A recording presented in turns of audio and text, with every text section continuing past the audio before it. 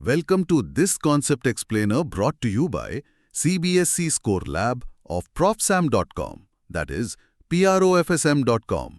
In the concept explainerல நம்ம CBSC Class 12 Physics Unit 3 Current Electricity ல இருந்து Drift of Electrons and the Origin of Resistivity டாபிக்கா பார்க்க போறோம். எக்ஸாம்க்கு தேவையான மாதிரி ரொம்ப சிம்பிளா கிளியரா புரிஞ்சுக்கலாம். உங்களுக்கு ஒரு சின்ன கேள்வி. நம்ம வீட்ல ஸ்விட்ச் போட்ட உடனே ஃபிராக்ஷன் ஆஃப் அ செகண்ட்ல லைட் எரியுது, கரெக்டா? ஆமா, உடனே எரியும். அந்த சிக்னல் ஆல்மோஸ்ட் ஸ்பீட் ஆஃப் லைட்ல டிராவல் ஆகுது. ஆனா அந்த கரண்ட்டை கொண்டு போற இண்டிவிஜுவல் எலக்ட்ரான் ஒரு நத்த மாதிரி ரொம்ப ஸ்லோவா ஒரு செகண்டுக்கு 1 மில்லிமீட்டர் கூட தாண்டாதுன்னு சொன்னா நம்புவீங்களா? என்ன சொல்றீங்க? அப்படி இருக்க முடியாது. லைட் உடனே எரியுதுல, அப்போ எலக்ட்ரான் எப்படி அந்த அளவுக்கு ஸ்லோவா போகும்? இதுதான். It sounds impossible. அந்த ஸ்விட்ச்ல இருந்து பல்ப் வரைக்கும் எலக்ட்ரான் டிராவல் பண்ணி வரதுக்கு நேரம் ஆகணும்ல? எக்ஸாக்ட்லி. இதுதான் இந்த டாபிக்கோட most counter intuitive idea. In fact ஒரு எலக்ட்ரான் பேட்டரியோட நெகட்டிவ் டெர்மினல்ல ஸ்டார்ட் பண்ணி 1 மீட்டர் நீளமுள்ள காப்பர் வயரை கடக்க சில மணி நேரம் கூட ஆகும். அப்படியா? ஆமா. ஆனா அந்த எஃபெக்ட் மட்டும் இன்ஸ்டன்டா இருக்கு. இது எப்படி ஒர்க் ஆகுது? அந்த ஸ்லோ எலக்ட்ரான் எப்படி இன்ஸ்டன்ட் கரண்ட்டை கொடுக்குது அண்ட் இதுக்கும் ரெசிஸ்டிவிட்டிக்கும் என்ன கனெக்ஷனுங்கிறத தான் இப்போ ஆழமா பார்க்க போறோம்.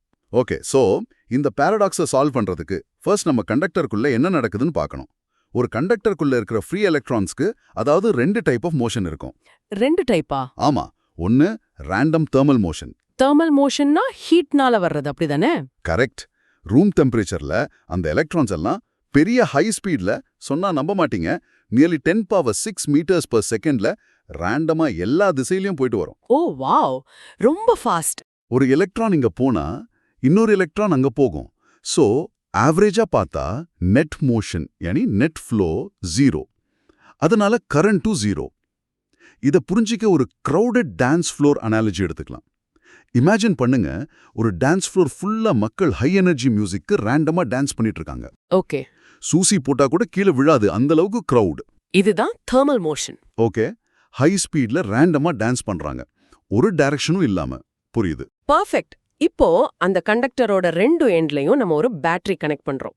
அத பண்ண உடனே அந்த வயர்க்குள்ள ஒரு எலக்ட்ரிக் ஃபீல்ட் செட் ஆகிடும். இந்த எலக்ட்ரிக் ஃபீல்டு தான் நம்ம டான்ஸ் ஃப்ளோரை கொஞ்சம் டில்ட் பண்ற மாதிரி. ஒரு சாய்வை உருவாக்குறீங்க. ஆமா.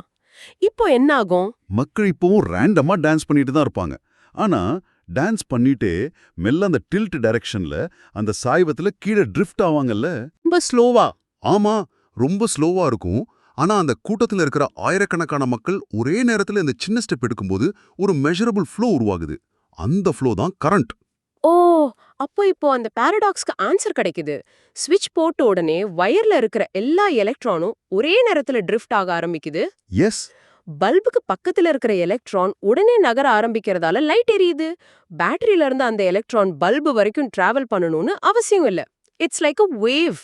பிரில்லியன்ட். You got it. ஒரு பைப்பா ஃபுல்லா மார்பிள்ஸ் வச்சுட்டு ஒரு எண்ட்ல ஒரு மார்பிள தள்ளுனா இன்னொரு எண்ட்ல இருக்கிற மார்பிள் உடனே வெளியே வரும்.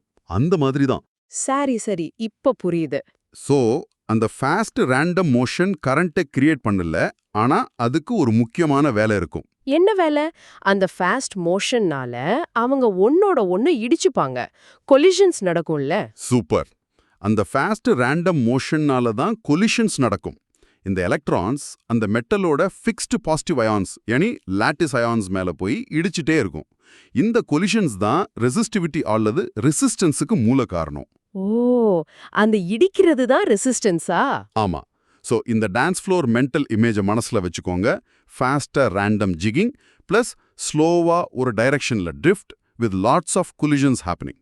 Now let us see how NCERT defines this mathematically. ரெசிஸ்டிவிட்டிக்கு ஒரு ஃபார்முலா கொடுத்திருக்காங்க. Can you read that formula from the book? Sure. It says rho is equals to m divided by n e square tau. Perfect. இந்த ஃபார்முலால இருக்கிற ஒவ்வொரு டேர்மும் ஒரு story சொல்லும். m என்பது mass of electron, e என்பது charge of electron. இவை ரெண்டுமே constant. Okay. n என்பது number density of free electrons. அதாவது ஒரு கியூபிக் மீட்டர்ல எத்தனை ஃப்ரீ எலக்ட்ரான்ஸ் இருக்குன்னு சொல்றது. ஆனா இந்த ஃபார்முலாவோட ரியல் ஹீரோ அந்த கிரீக் லெட்டர் டவ். அதோட பேரு ரிலாக்ஸேஷன் டைம். ரிலாக்ஸேஷன் டைமா? புதுசா இருக்கு. கொஞ்சம் சிம்பிளா சொல்லுங்க. கண்டிப்பா. ரிலாக்ஸேஷன் டைம் என்பது ஒரு எலக்ட்ரான் 2 சக்சசிவ் கொலிஷன்ஸ்க்கு நடுவுல எடுத்துக்கிற ஆவரேஜ் டைம். ஒரு கொலிஷன் நடந்து அடுத்த கொலிஷன் நடக்கிறதுக்கு முன்னாடி அந்த எலக்ட்ரான் எவ்வளோ நேரம் ஃப்ரீயா டிராவல் பண்ணுதுங்கிறது தான் இது. ஒரு இடிக்கும் அடுத்த இடிக்கும் நடுவுல இருக்கிற டைம். கரெக்டா சொன்னீங்க.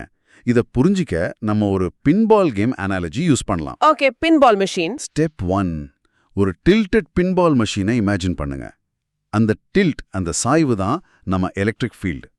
டாப்ல இருந்து ஒரு பாலை, அதாவது நம்ம எலக்ட்ரானை ரிலீஸ் பண்றோம்.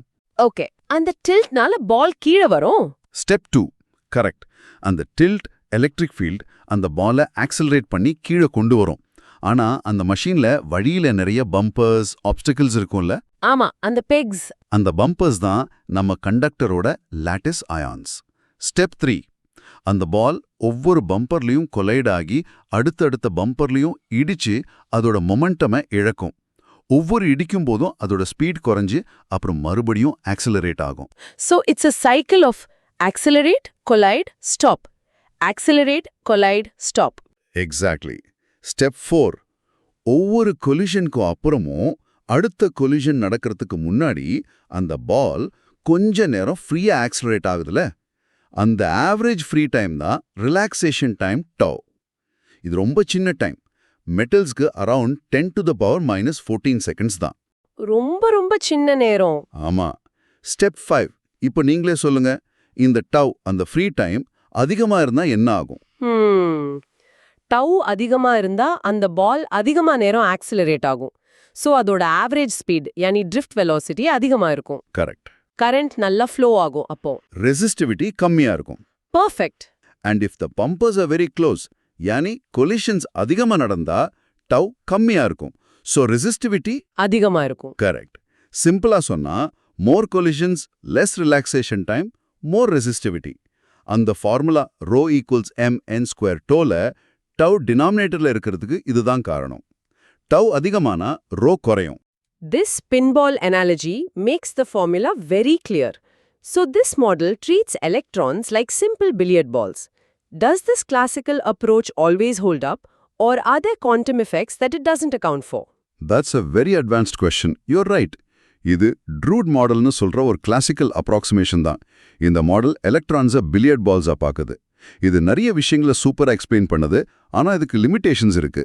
ஓ, அப்போ இது 100% கரெக்ட் இல்லையா? மெக்கானிக்ஸ் தேவை. பட் நம்ம 12th சிலபஸ்க்கு இந்த கிளாசிக்கல் மாடல் ரொம்ப powerful and perfectly sufficient. So எக்ஸாம்க்கு இது போதும். Hope everything is clear so far. This concept explainer is from profsam.com, that is profsam.com. In the concept, yani tau and collisions, resistivity எப்படி டெம்பரேச்சரை depend பண்ணுதுங்கிறதுக்கு ஒரு பேஸா இருக்கு. அதை அடுத்த டாபிக்ல பார்ப்போம். ஒரு ஹிண்ட் கொடுக்குறேன். மெட்டல்ஸ்க்கு டெம்பரேச்சர் அதிகமான ரெசிஸ்டிவிட்டியும் அதிகமாகும். என்ன ரீசனா இருக்கும்? Because higher temperature means more lattice vibrations, more collisions, and therefore a smaller relaxation time, T. எக்ஸாம்ல மார்க்ஸ் போக 2 ஆபத்தான தவறான புரிதல் இருக்கு. இதை அவாய்ட் பண்ணணும். Let's tackle the silent killers. Misconception 1. இது ரொம்ப காமன். ஸ்டூடெண்ட்ஸ் நினைக்கிறாங்க, டெம்பரேச்சர் இன்க்ரீஸ் பண்ணா ரெசிஸ்டன்ஸ் அதிகமாகுது, அப்போ எலக்ட்ரான்ஸோட ஸ்பீட் குறைஞ்சிடும். ரெசிஸ்டன்ஸ்னா ஸ்பீடை குறைக்கிறதுன்னு ஒரு தப்பான ஐடியா.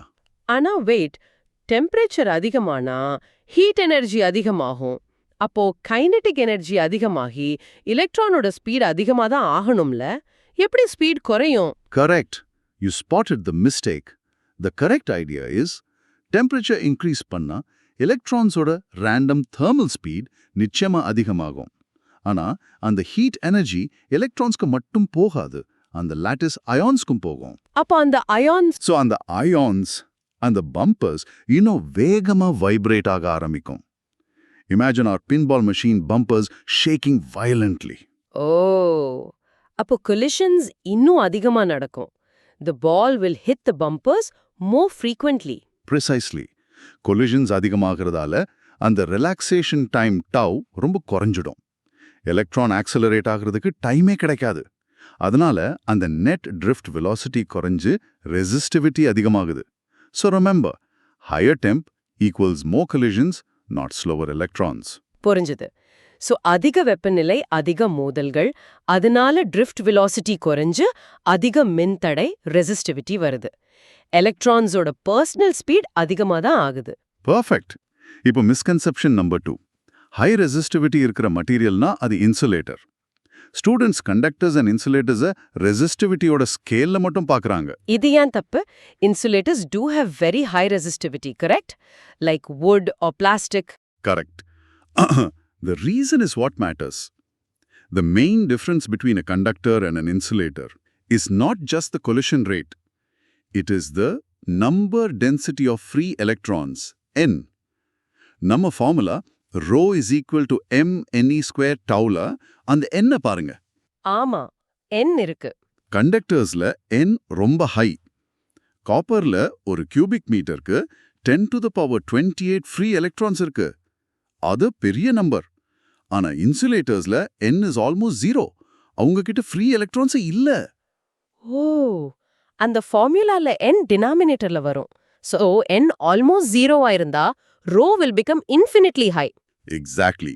ஸோ ஒரு இன்சுலேட்டரை ஹை ரெசிஸ்டிவிட்டி கண்டக்டர்னு சொல்ல முடியாது. அதுல கரண்ட்டை கொண்டு போக கேரியர்ஸே இல்ல. Number of carriers is the hero for insulators. So nichrome wire மாதிரி ஒரு மெட்டீரியலுக்கு ரெசிஸ்டிவிட்டி அதிகம், ஆனா அது கண்டக்டர். Because அதுல ஃப்ரீ எலக்ட்ரான்ஸ் இருக்கு. எஸ். ஆனா வுட்டுக்கு ரெசிஸ்டிவிட்டி அதிகம், பிகாஸ் அதுல ஃப்ரீ எலக்ட்ரான்ஸே இல்ல. That's the key difference. For example, heater காயில்ஸ்ல நிக்ரோம் யூஸ் பண்றோம். அதுக்கு ஹை ரெசிஸ்டிவிட்டி வேணும், அப்பதான் ஹீட் ஜெனரேட் ஆகும். ஆனா அது கரண்ட் கண்டக்ட் பண்ணணும்ல, சோ அது ஒரு கண்டக்டர். ஓகே, அந்த டிஃபரன்ஸ் இப்போ கிளியரா புரியுது. இத கான்செப்ட லைஃப் டைம்க்கு மறக்காம இருக்க ஒரு சில மெமரி ட்ரிக்ஸ் யூஸ் பண்ணலாம். ஃபர்ஸ்ட், ஒரு கேட்சி ஃப்ரேஸ். மோர் கொலிஷன்ஸ், லெஸ் ரிலாக்ஸேஷன், மோர் ரெசிஸ்டன்ஸ். இத சொல்லிட்டே இருங்க. அதிக மோதல்கள், குறைந்த ரிலாக்ஸேஷன், அதிக மின்தடை. Super. More collisions, less relaxation, more resistance. Okay, that's easy to remember. Second, ஒரு பிசிக்கல் ஜெஸ்சர். உங்க கையை முன்னாடி வச்சுக்கோங்க. உங்க விரல்களை மட்டும் ரேண்டமா ஃபாஸ்டா ஆட்டுங்க. ஓகே, ஆட்றேன். இது thermal motion. High speed, no direction. இப்போ அந்த விரல்களை ஆட்டிட்டு உங்க கையை மெல்ல ஒரு பக்கமா நகர்த்துங்க. Like a slow creep. இதுதான் ட்ரிஃப்ட் மோஷன். இந்த ஸ்லோ creepக்கு தடையா இருக்கிறது தான் ரெசிஸ்டன்ஸ், அதாவது collisions. Okay, fast random shaking plus slow overall movement. I can visualise that. Third, ஒரு ஃபன்னி அசோசியேஷன். அந்த resistivity formula rho equal to m divided by n e square t ஞாபகம் வச்சுக்க. இப்படி நினைச்சுக்கோங்க. ரெசிஸ்டன்ஸ் டென்ஷனால மனசுல நல்லா 2 டீயை சாப்பிட்டா டென்ஷன் குறையும். மனசுல நல்லா 2 T. Okay, that's definitely memorable. It's silly but it sticks. Okay, so இந்த ஆராய்ச்சியோட 3 முக்கியமான points for your exams. Ready? Ready. Number 1, கண்டக்டர்ஸ்ல ரெசிஸ்டிவிட்டியோட மெயின் ஆரிஜின் ஃப்ரீ எலக்ட்ரான்ஸ்க்கும் அந்த வைப்ரேட் ஆகிற லாட்டிஸ் அயான்ஸ்க்கும் நடுவுல நடக்கிற கொலிஷன்ஸ் தான். Number 2, relaxation time tau, the average time between 2 successive collisions தான் இந்த டாபிக்கோட key microscopic parameter. Resistivity is inversely proportional to tau. அதாவது டவ் குறைஞ்சா ரெசிஸ்டிவிட்டி அதிகமாகும். அண்ட் நம்பர் 3, மெட்டல்ஸ்க்கு டெம்பரேச்சர் இன்க்ரீஸ் பண்ணா லாட்டிஸ் வைப்ரேஷன்ஸ் அதிகமாகும். அதனால கொலிஷன்ஸ் அதிகமாகும், ஸோ டவ் குறையும். இதனால ரெசிஸ்டிவிட்டி ரோ அதிகமாகும். To get maximum marks in 12 CBSE Physics, Chemistry and Maths, visit profsam.com. That is PROFSAM, right? Yes, PROFSAM.com. நல்லா prepare பண்ணுங்க. All the best.